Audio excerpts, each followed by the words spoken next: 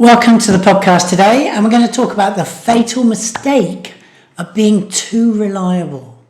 Because the future isn't going to belong to the busiest leaders. It'll belong to leaders who can protect their clear thinking while everyone else is emotionally flooding. I bet you already know what I'm talking about there. Is that going to be you? I think that's the main question. Because if you got to your position today as the fixer, the stabilizer, the go-to person, but now it's gone too far and you're just exhausted, resentful, disconnected, carrying whole teams on your back, then today's episode is your chance to find the path forward so you can emerge and shine.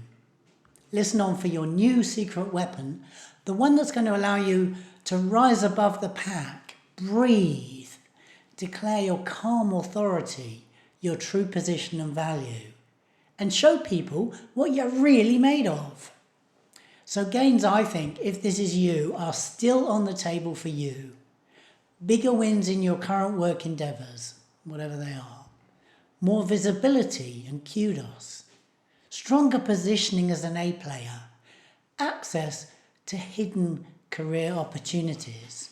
And a return to passion and success instead of exhaustion and stress.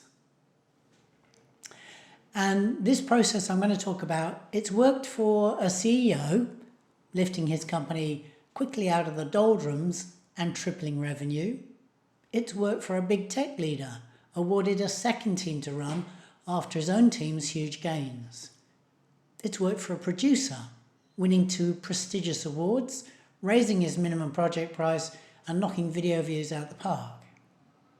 It's worked for a CTO, enduring his 4th consecutive company takeover and then shifting gear into his new dream job.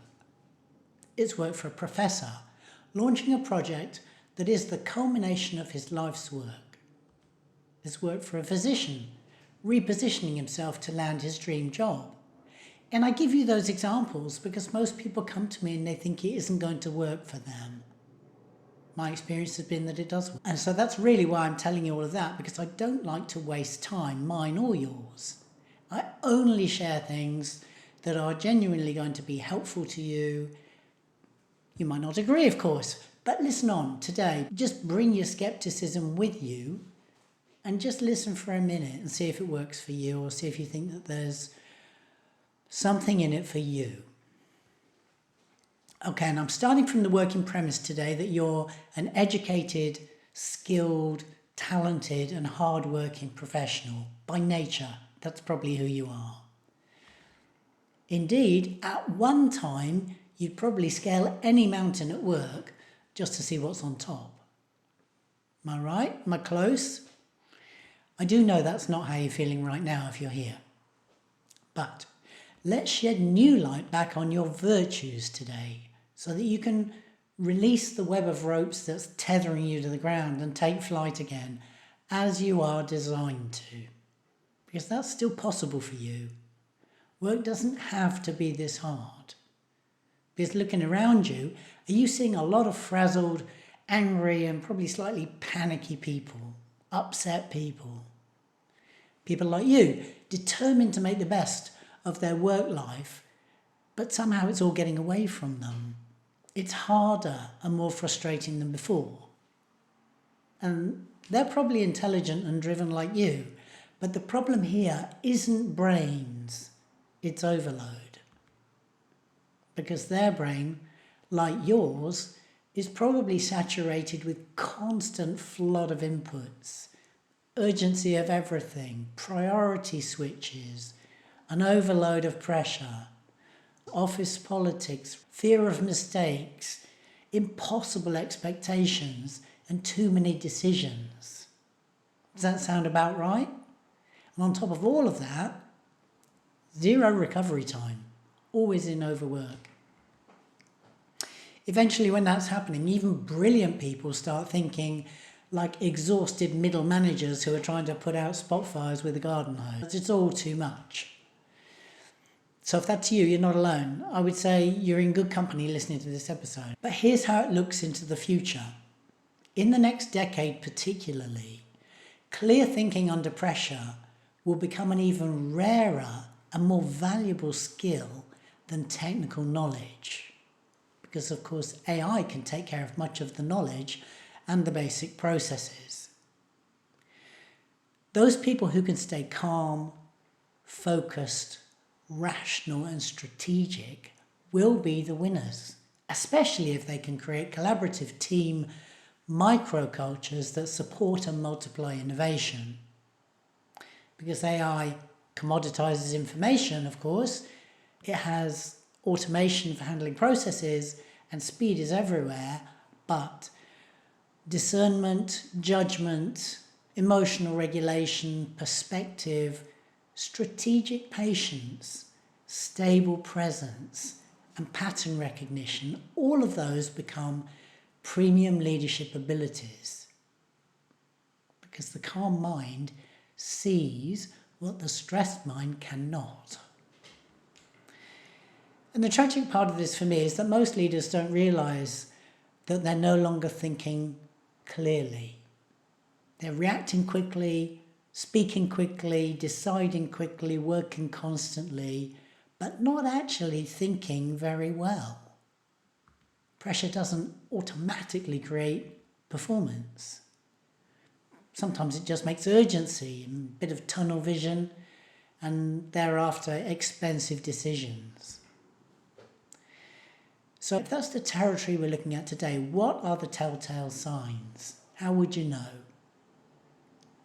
For instance, reacting instead of responding, having a shorter temper, defensive style of communication, urgency addiction, an inability to prioritize, constant context switching, micromanagement, impulsive decisions, avoiding difficult conversations, catastrophizing even small problems, losing creativity, and this kind of binary on-off thinking, and emotional reasoning disguised as logic. Because the stressed brain mistakes speed for effectiveness. Can't really blame you if that's happening for you. You have a lot to do under pressure. Seems like everything needs to happen fast. But the trouble is, under chronic stress, cortisol rises, threat detection increases, long-term thinking drops, creativity narrows, nuance gets a bit lost, emotional reactivity rises, and working memory, importantly, declines. So even when you feel like you're pushing harder, maybe your actual decision quality is still deteriorating. And under the hood, a lot of high performers are working like this. It's almost endemic to our work culture these days to go at breakneck speed and feel like that's the right thing to do. Because modern work culture really contributes to this, it makes it worse. You'll do what you're rewarded for, especially if your boss is also in a very stressed state. So you might be rewarded for being available, being responsive, acquiescing and agreeing, being speedy, physically busy, never offline, and putting out all the fires you can. So if you're rewarded for all of those, then really that is the pathway to downgrading the quality of your decisions. And in this environment, it's not your fault. Leaders are consuming more information than the human nervous system was designed to process. That's just a physical thing. Our brain architecture hasn't evolved to the speed of AI. And of course, overfunctioning is the norm at work, but that doesn't make it sustainable or even better. With this silent erosion of mental capacity under sustained pressure, communication deteriorates, teams lose confidence and cohesion, trust drops, politics escalate, emotional safety disappears, good staff disengage, actually for the same reason that leaders do. Innovation energy drops away, and people become reactive and self-protective, which means they appear argumentative, resentful, withdrawn, controlling, or entitled.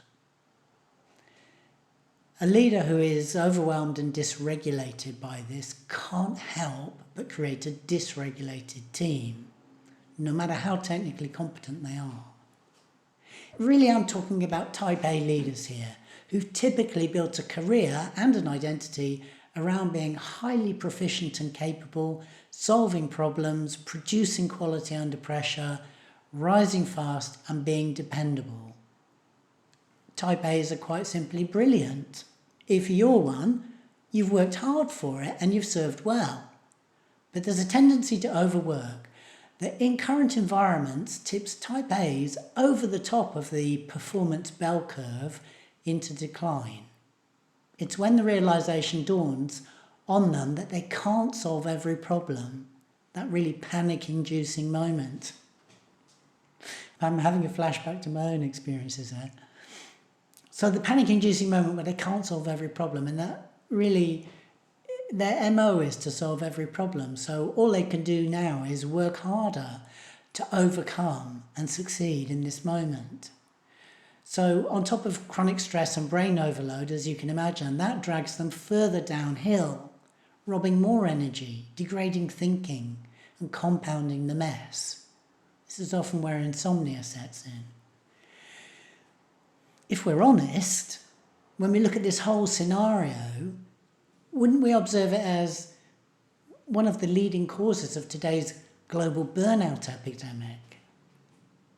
But anyway, let's not dwell on that. We've covered the start point. So now let's look at the strategic reframe, the upside. What happens next by choice? Because this is where your repositioning can become very, very powerful. In the words of Rudyard Kipling in 1895, if you can keep your head when all about you are losing theirs and blaming it on you, if you can trust yourself when all men doubt you, but make allowance for their doubting too. It goes on for a while. Here's the ending. If you can fill the unforgiving minute with 60 seconds worth of distance run, yours is the earth and everything that's in it. And, which is more, you'll be a man, my son. With apologies, of course, to female listeners. Working with your current situation isn't throwing in the towel. It's not fighting back. It's quietly upgrading your leadership capacity to meet conditions. It's making, for your shattered mind, enough space to generate calm resourcefulness. And that is just a process. Because then, rested brains see patterns faster. Spacious thinking improves judgment. Calm leaders communicate and connect better. Emotionally regulated leaders make stronger decisions. Energized leaders regain their creative streak. It's simply a competitive advantage to learn how to protect your assets better. And to do this is just a few skills you can learn and then embed as new habits. It's going to radically change your experience at work so you can perform as you are capable. So I bet having said that, you're wondering what those skills are. I'm going to tell you. It won't be new to you, I warn you that. Number one, reduce unnecessary cognitive load. Not everything deserves your attention. Offload the things that don't.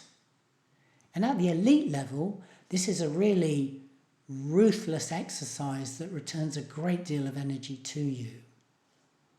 Of course, it is a challenge to let go of this understory of work you wanted to keep an eye on. But you can, and you must do this if you want to regain mastery. And I can teach you how. Number two, stop making every problem urgent. Because really, urgency sits on the back of anxiety. And again, we can work on this together at the same time, generating a deeper self-assurance and confidence that gives you a buffer against the incoming tide of demands. A lot of executives unknowingly run on adrenaline dependency, and then everything seems urgent. That's not going to support growth. Number three, protect uninterrupted thinking time. This is the gold once you've made a bit of time up for yourself. Most leaders rarely or never think deeply anymore. They react continuously. However, if you want to upgrade the quality of your thinking and strategy, you need to give your brain more room to move. If you can't see the wood for the trees, landscaping is impossible. Instinctively, most of us recognize this as we race from one thing to another.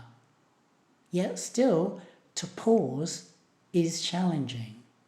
And I invite you to accept this challenge and learn to slow down. Your best work is still in you. It's just waiting to come up for air. Number 4, learn to self-regulate before deciding. Another key skill, because a dysregulated nervous system distorts perception and effort. Stress, anxiety, fight or flight actually switches off our analytical executive decision-making brain. So don't make major decisions when you're overwhelmed, angry, exhausted, desperate, or emotionally reactive. Simply pause. You need to diffuse the stress bomb that is fueling your current state. And I can teach you how to do that. Then once you've done that, you can come back to a calm, resourced, ordered state that returns your cognitive powers to you, and you get to make good decisions again.